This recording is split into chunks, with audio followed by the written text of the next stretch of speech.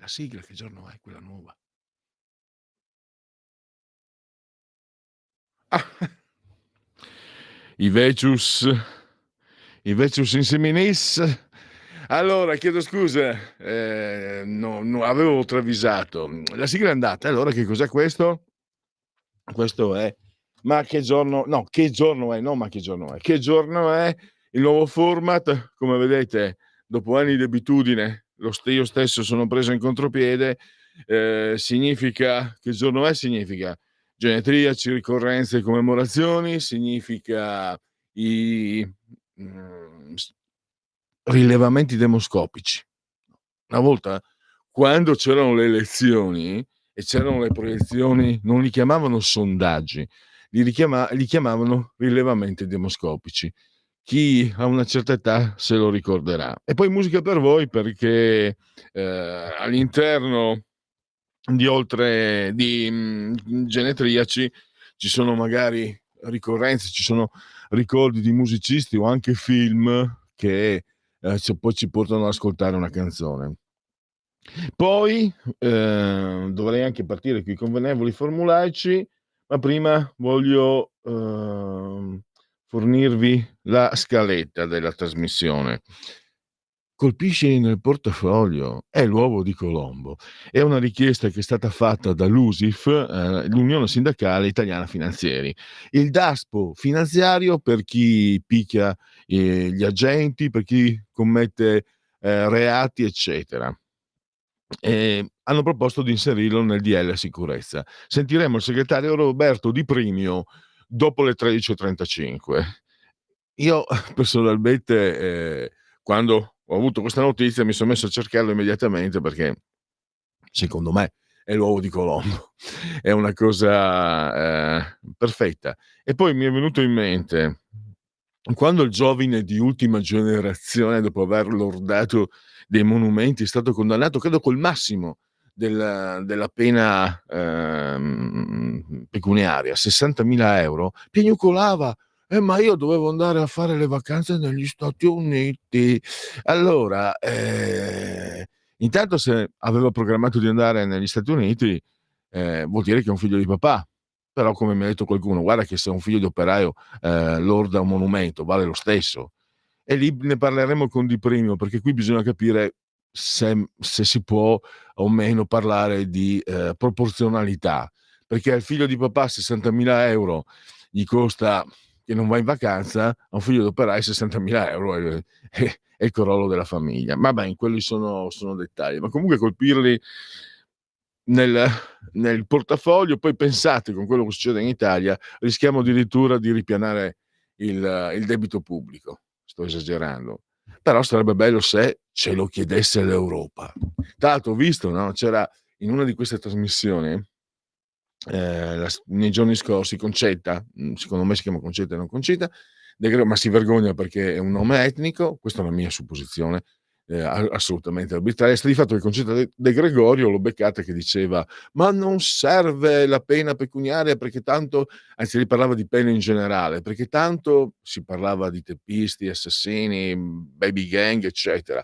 "Tanto per costoro la vita non ha più significato". Per costoro, quelli per cui la vita non ha significato è un discorso, ma per i figli di papà vedersi colpiti nel portafoglio significa magari avere un comportamento che rispetti gli altri. Poi, stavo stavo accelerando si vede che è l'ora. Stavo accelerando sul moralismo. No, no, non criminalizziamo. È una questione di rispetto degli altri. Quando tu, mi lordi un monumento, la facciata di un palazzo storico, manchi di rispetto a tutti. Non è così che fai. Guardate, io, mhmm, trovo che mi sia una mancanza di rispetto chi blocca il traffico perché c'è gente che va a lavorare. Però, quella di lordare il monumento è ancora se ognuno fa le sue classifiche. Quindi, è quello il discorso. Va bene, allora questo è il primo. Poi dovremmo avere però ancora, Marco Dreosto, senatore, vediamo se sarà disponibile. Infatti ho segnato al grande Francesco, assiso sulla tolla di comando, bravamente in regia tecnica, di tener conto che potrebbe non rispondere. Perché? Marco Dreosto ci parlerà della relazione, delle comunicazioni, per meglio dire, anche tecnicamente, le comunicazioni del Presidente del Consiglio Giorgia Meloni al Senato, a Palazzo Madama. Si parla in previsione del Consiglio UE. Ha parlato anche dell'atteggiamento di Israele ingiustificabile, andrò in Libano, quindi il caso Unifil ne ha parlato. E poi nella ultima parte, 14.35, Max del Papa, non riconosco più gli italiani brava gente. È una fesseria già di per sé dal punto di vista direi logico e ontologico. Parlare di brava gente che senso ha? Cioè è l'individuo, cosa significa? Magari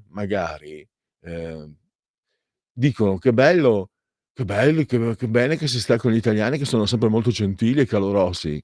Per esempio, ve lo posso dire, molti friulani non amano questa caloria, questo essere calorosi. Tanti, più al nord che al sud, per carità, amano anche farsi i fatti propri che gli altri facciano altrimenti e facciano la stessa cosa. Quindi se qualcuno pensa che poi un atteggiamento di carineria sia essere brava gente, poi siamo fuori luogo. Italiani brava gente era anche il titolo di un famoso film con Pisu, non so se fosse Raffaele Pisu, è un titolo che ha fatto epoca. Sta di fatto che se c'erano si sono estinti, comunque questa è la conclusione di Max del Papa, e vede un popolo italiano, la gens italica, sempre più diciamo deteriorata dal punto di vista antropologico. Poi francamente poi ne parleremo con Max. Italiani brava gente cosa vuol dire? Noi amiamo tutti gli alpini, sono apprezzati e stimati, però questo è una lezione di storia di tanti anni fa di un professore di una professoressa di storia. Ci spiegava che se andate in Montenegro non vi dicono belle cose sugli alpini, quello che hanno fatto gli alpini nella seconda guerra mondiale. Oppure andiamo ancora più, oppure in Libia. In Libia sono stati fatti veri e propri crimini di guerra. C'era uno storico inglese che l'ha portato avanti per anni, naturalmente coperto completamente dalla stampa italiana. Oppure ancora non era Italia, sarebbe sbagliato, però la Santa Inquisizione. Non era Italia, però da un'idea del ponte che si crea tra il ieri e l'oggi. 1260 a Montaperti, nei dintorni di Siena, battaglia tra i Guelfi e i Ghibellini. Guelfi credo, fiorentini e ghibellini senesi. 10.000 morti. Avete capito? 10.000 morti.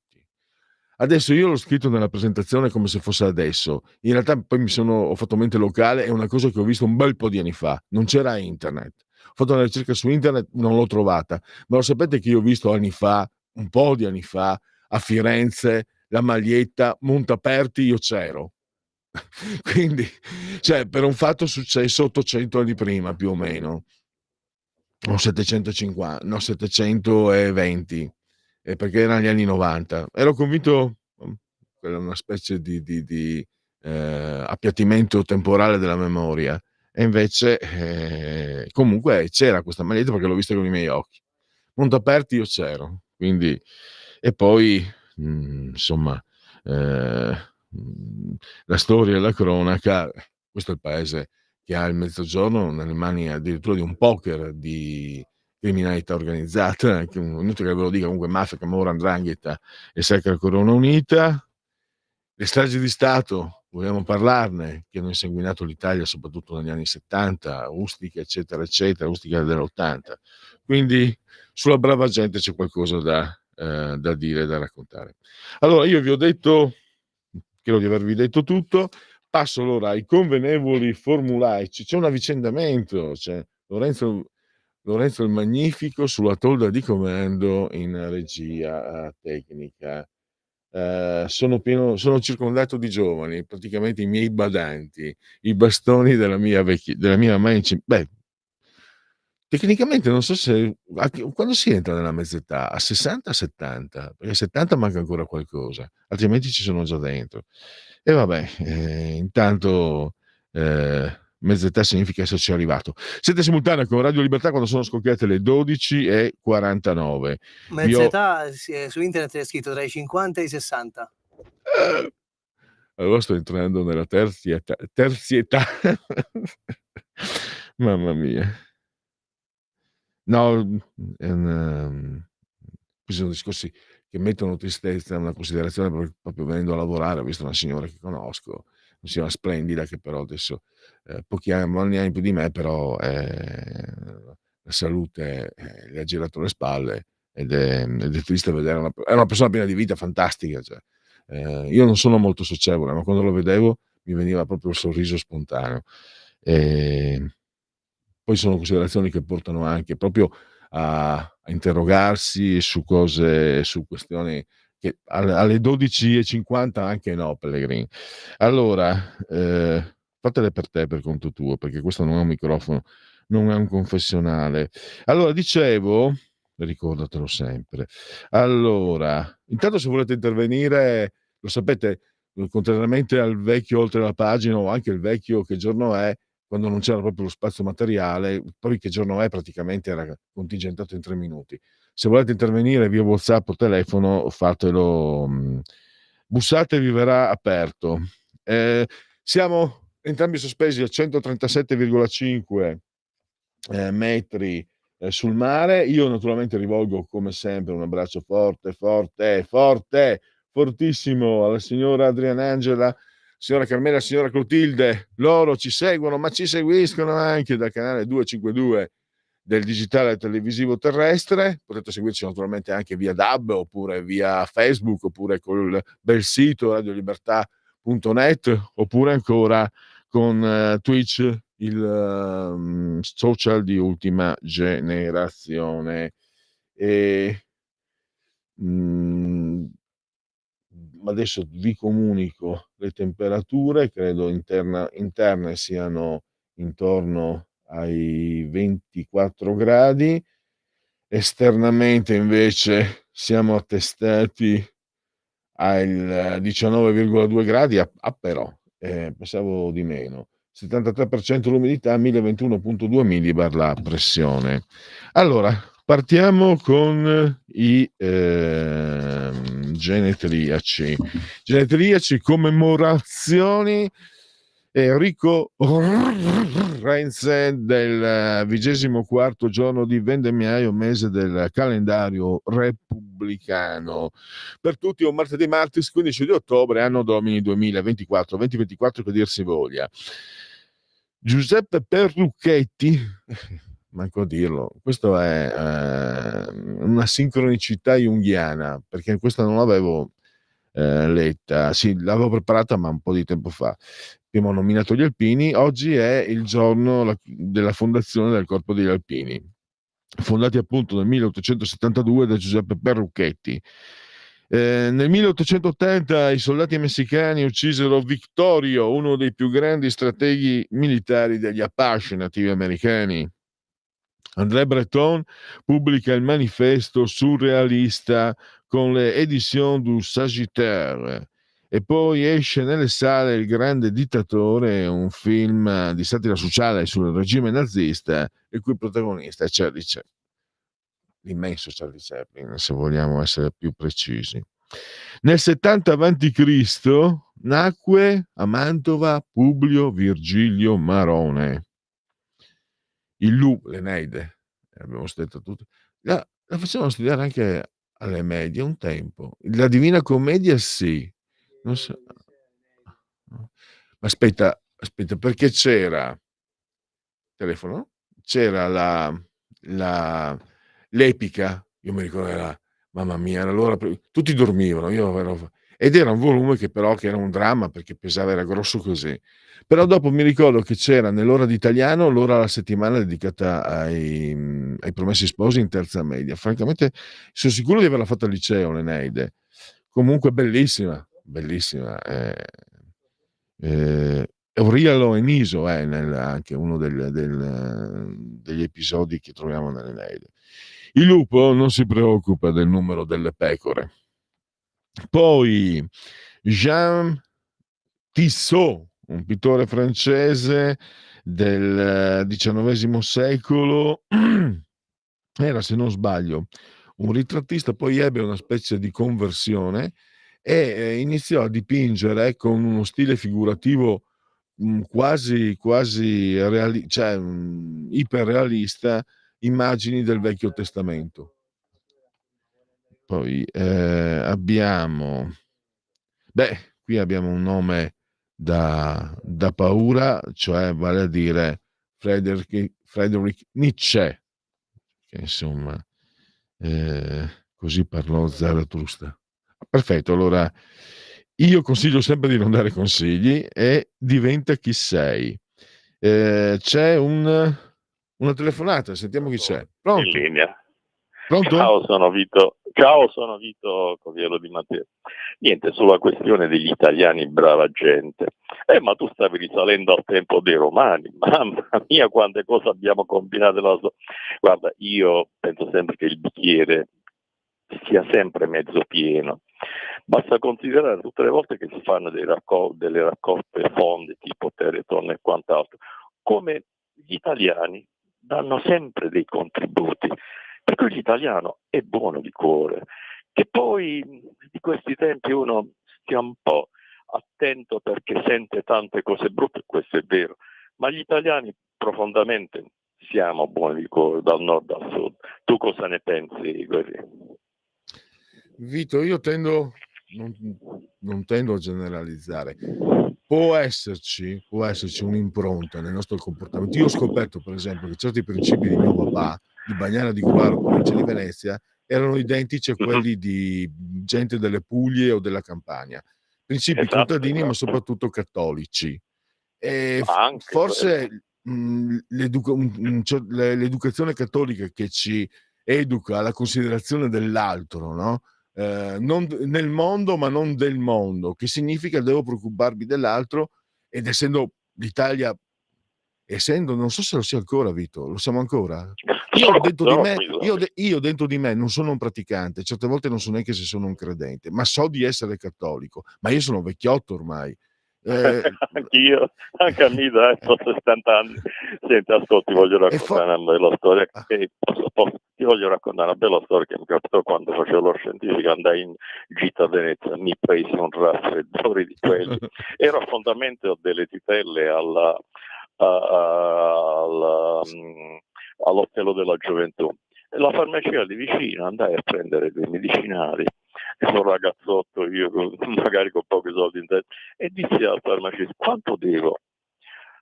E il farmacista, uomo di altri tempi, però questo lo devo ammettere, ma si goda Venezia, mi disse, e non pagai niente.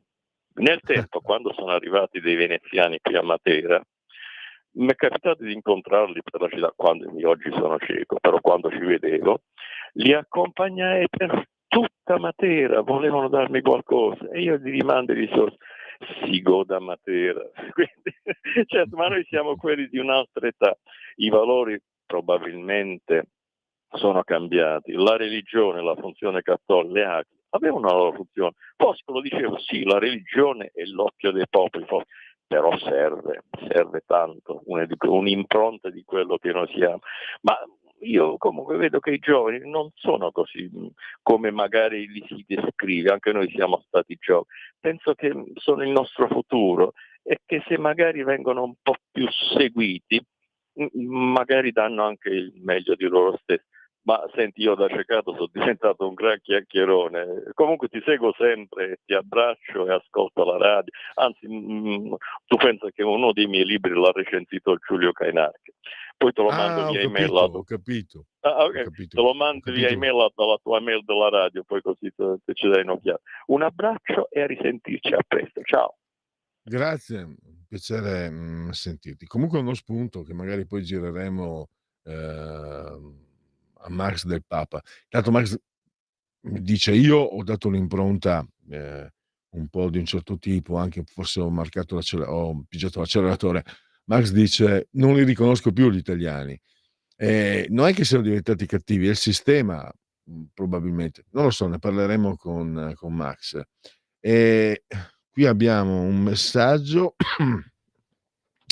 Le età che abbiamo sulla Terra non contano, dato che siamo spiriti plurimillenari reincarnatisi chissà quante volte, secondo Steiner almeno. Hai capito? Hai capito che chicche che mi arrivano degli ascoltatori, però questa posso dirti una cosa, so che c'è la scuola steineriana, la scopersi la scoprì la scoprì quando Berlusconi entrò in politica. Intervistarono la di lui moglie e scoprirono che lei mandava i figli in una scuola steineriana che permetteva non più di mezz'ora di televisione al giorno. Però quello non lo conosco, penso sia lo stesso Steiner. Allora, scusa, ma la buffonata del mandare in Albania migranti quanto ci costerà, visto che abbiamo già debiti a valanga? Ste cazzate fatele fare, no, non dire, dobbiamo svuotare carceri col 50% di stranieri e rimandarli a casa, poi riempite le navi quarantena 5.000 alla volta e riportate in Tunisia e Libia. Filmato credo S. Quante generazioni serviranno per svuotare l'Italia? 13, stop! Da oggi la tua radio è ascoltabile anche con la televisione in digitale. Sul telecomando della televisione digitale o del tuo ricevitore digitale puoi scegliere se vedere la TV o ascoltare la radio. Risintonizza i canali radio e troverai anche Radio Libertà, canale 252. La tua radio.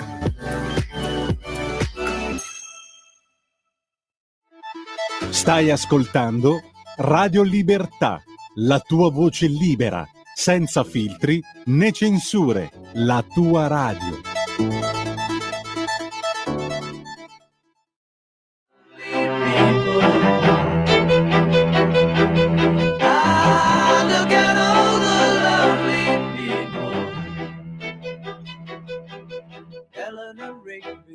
Picks up the rice in the church where a wedding has been. Lives in a dream, waits at the window, wearing the face that she keeps in a jar by the door. Who is it for? All the lonely people. Where do they all come from? All the lonely people. Where do they all belong? Father Mackenzie, writing the words of a sermon that no one will hear. No one comes near, look at him working, darning his socks in the night when there's nobody there. What does he care? All the lonely people, where do they all come from? All the lonely people, where do they all belong? Ah, look at all the lonely people. Ah, look at all the lonely people. Eleanor Rigby died in the church and was buried along with her name. Nobody came, Father Mackenzie, wiping the dirt from his hands as he walks from the grave. No one was saved, all the lonely people. Where do they all come from? All the lonely people. Where do they all belong?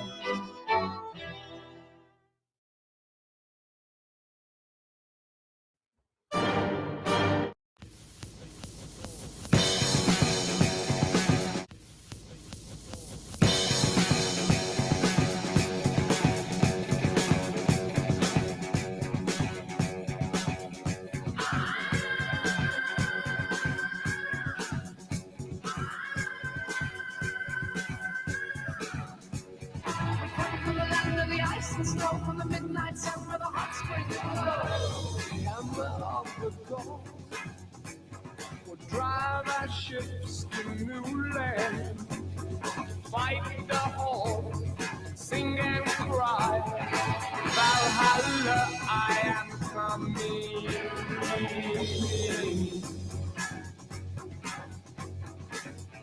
Always sweeping, catching on. I only go with these arrests.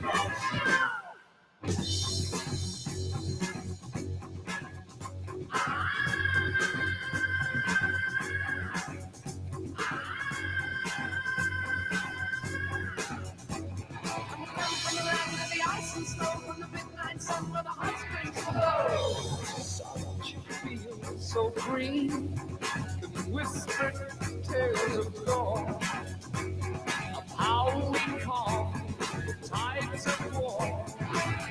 We are your overlord.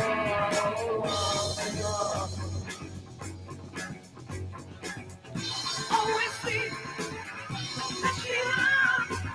I want to know what makes the rest of show. So now you better stop, rebuild all your ruins. For peace and trust can win the day, despite of all your losing.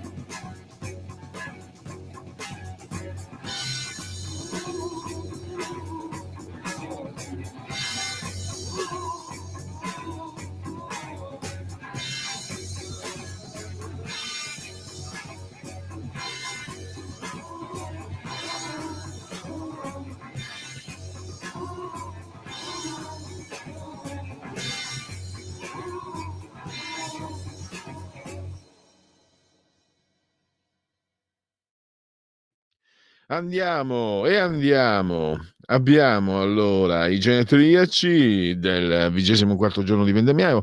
Mi ero fermato a Nietzsche. È chiaro che la curiosità di Nietzsche è che io sono riuscito a capirlo la terza volta. Alla prima volta, a 20 anni, mio amico andava all'università: "Ah, devi leggere Nietzsche, devi leggere Nietzsche". E io lo leggo, non capisco niente, non capisco nulla. Poi, 10-15 anni dopo, un mio amico più giovane: "Ah, devi leggere Nietzsche", lo rileggo, non capisco nulla.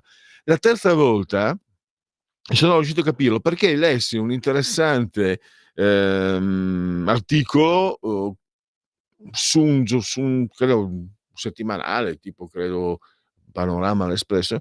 C'era un filosofo, uno studioso di filosofia che spiegava che l'approccio a Nietzsche doveva essere intuitivo, non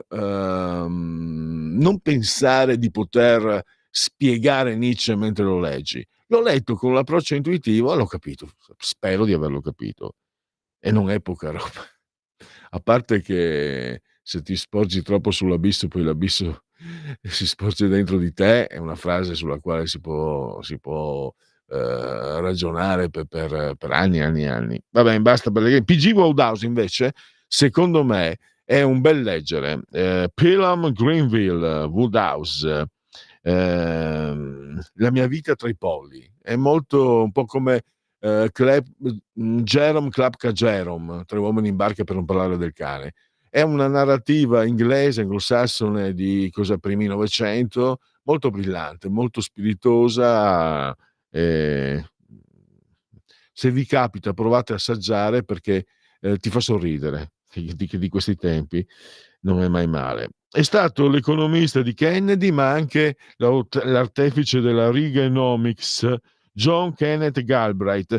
C'è una frase di John Kenneth Galbraith che io trovo sacrosanta: le riunioni sono indispensabili quando non si ha voglia di fare nulla.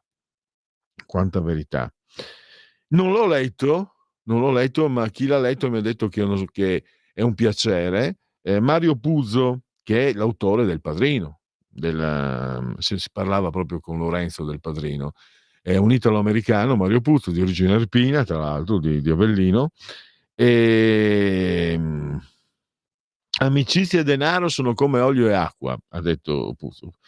E chi relata refero, lettori di cui mi fido, del cui giudizio mi fido, mi dicono: guarda, leggilo, è fantastico, però non si riesce. Chi ha una certa età si parla. Vito, ti ricordi che sei all'ascolto? Ugo Zatterin, Le tribune politiche, che se andate le vedete ancora, non so se su Rai Play o anche penso su YouTube, e vedete i pezzi grossi da Berlinguer, Fanfani, Almirante, Pannella, e sono quindi si impara anche la politica anche da quelle cose antiche di 40-50 anni. E Zatterin era un moderatore davvero incredibile, di grandissimo aplomb, veneziano era lui se non sbaglio, anche però non aveva nessun tipo di inflessione, credo anche sia morto a Roma, quindi probabilmente è diventato funzionario Rai, eccetera, eccetera, eccetera. Uno scrittore che te lo raccomando, fantastico, Italo Calvino. Se una notte d'inverno un viaggiatore è usato in tutti praticamente come manuale di riferimento in tutti i laboratori di scrittura creativa. Poi insomma i suoi libri sono famosi, del barone, cos'era, il barone rampante, il visconte di Mezzar, Marco Valdo l'ho riletto da adulto per capirlo meglio, lo lessi alle medie e mi piaceva tantissimo, poi da adulto molto bello. La fantasia è un posto dove ci piove dentro, ha detto Italo Calvino. Tanto Italo Calvino adesso ho visto che è stato un po' riscoperto, ma per anni e anni, nonostante all'estero ho il prurito al naso. Cosa significa prurito al naso? Non mi ricordo più se significava qualcosa. Fischi alle orecchie e qualcuno pensa a te. Il prurito al naso non mi ricordo. Lui era all'estero, me lo ricordo quando nei tempi dei miei studi, all'estero aveva una considerazione notevole. In Italia non dico che fosse nascosto, ma quasi. Morì anche relativamente giovane, poco più di 60 anni, no? Nel 23, è morto nell'85. Però per gli addetti ai lavori Italo Calvino è un nome pesante, anche come critico, come collaboratore delle case editrici, consulente, eccetera, eccetera. Poi io, questo tanti anni fa, e dicevo, ma come mai non, quando si parla dei grandi della letteratura italiana del secondo dopoguerra, Italo Calvino è messo in disparte? Poi ho capito, Italo Calvino fa parte di quel gruppo, se non sbaglio il gruppo dei 100, che nel 56 avevano la tessera del PC, ma quando ci fu l'invasione di Budapest, no, di Praga in Cecoslovacchia nel 68, Budapest nel 56 in Ungheria, loro restituirono la tessera del PC. Quindi, ma erano comunisti, cioè erano iscritti al PC, ma erano intellettuali veri, non come, da dire, non come quelli di adesso, ma tanto è inutile dirlo.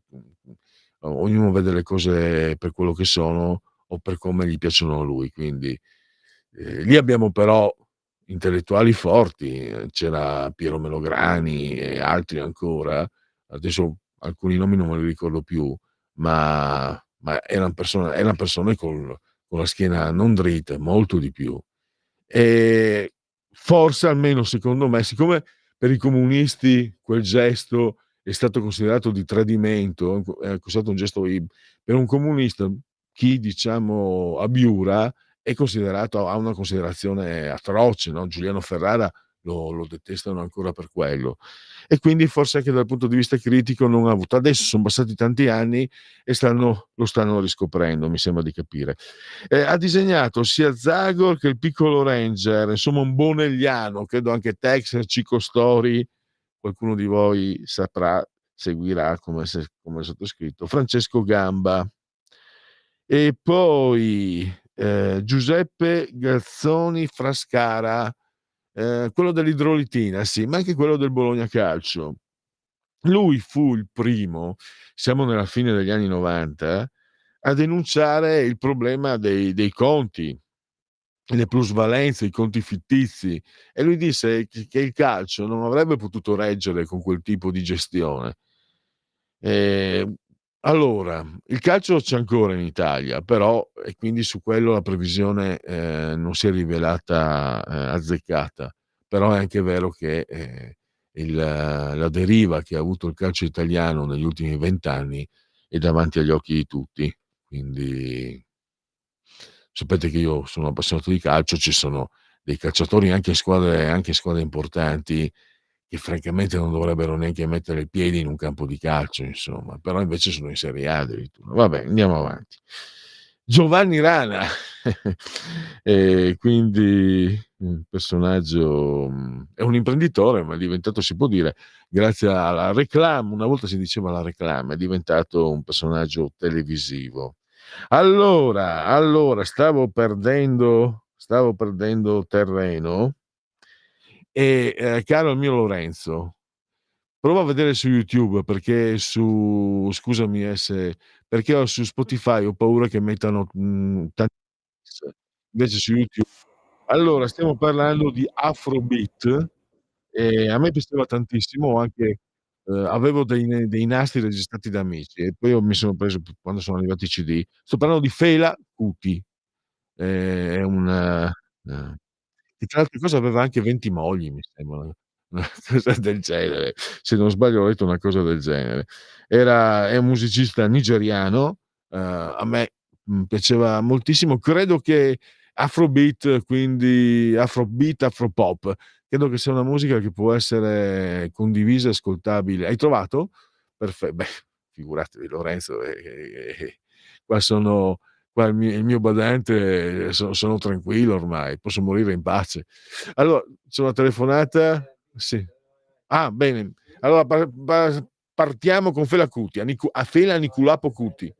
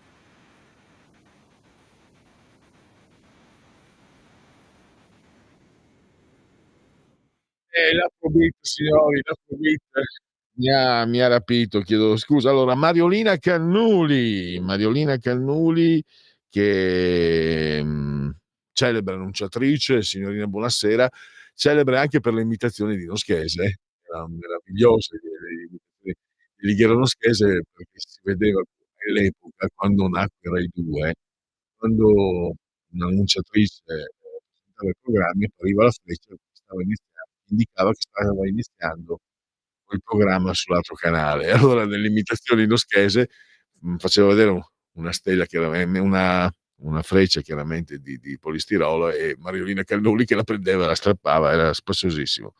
Lolita Morena, che è una conduttrice svizzera, nata in Italia, credo abruzzese, è stata la compagna di Lothar Matthäus.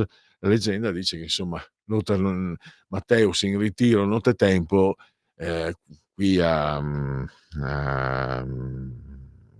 Piano Gentile, cos'è, Como, riprendesse alla sera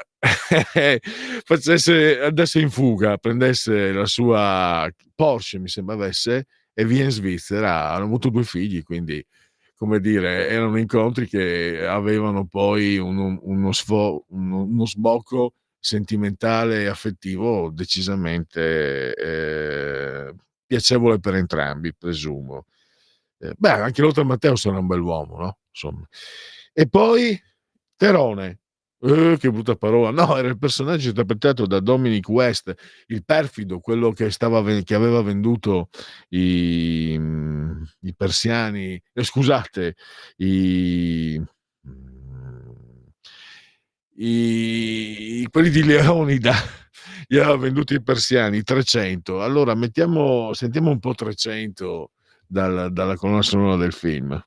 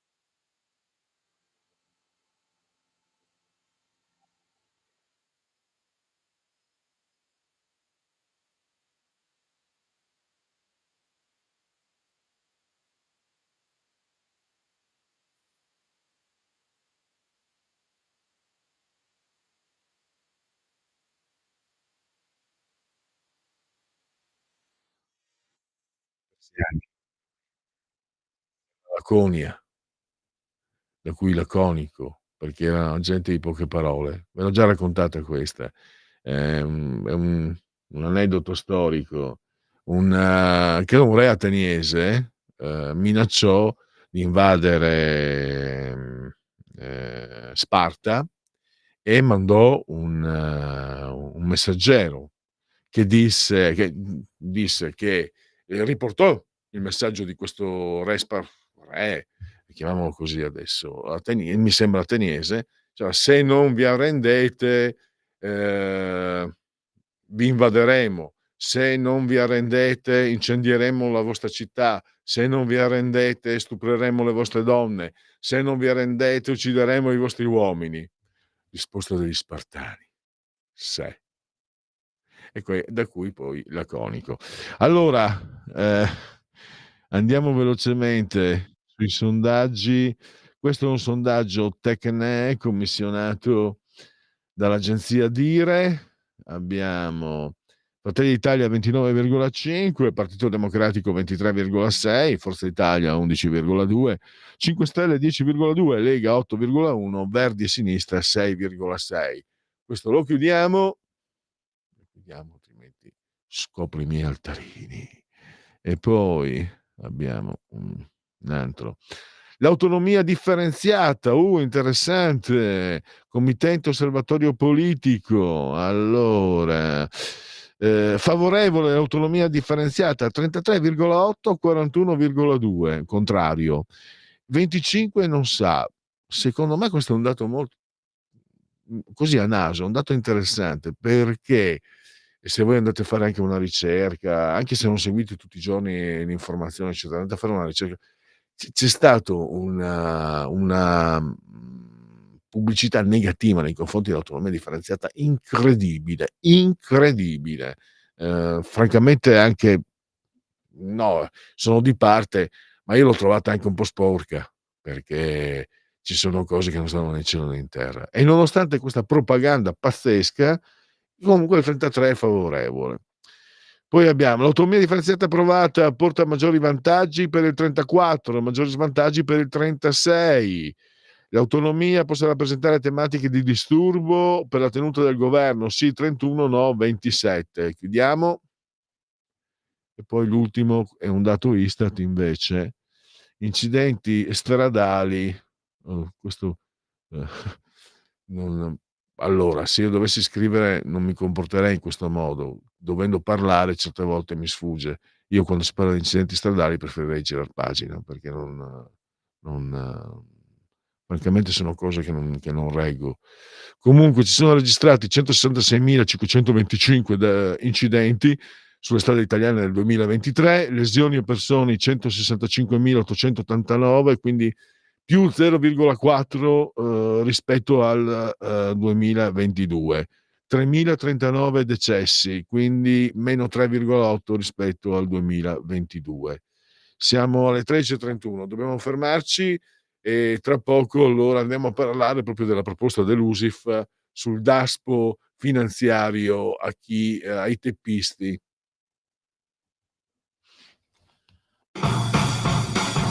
Avete ascoltato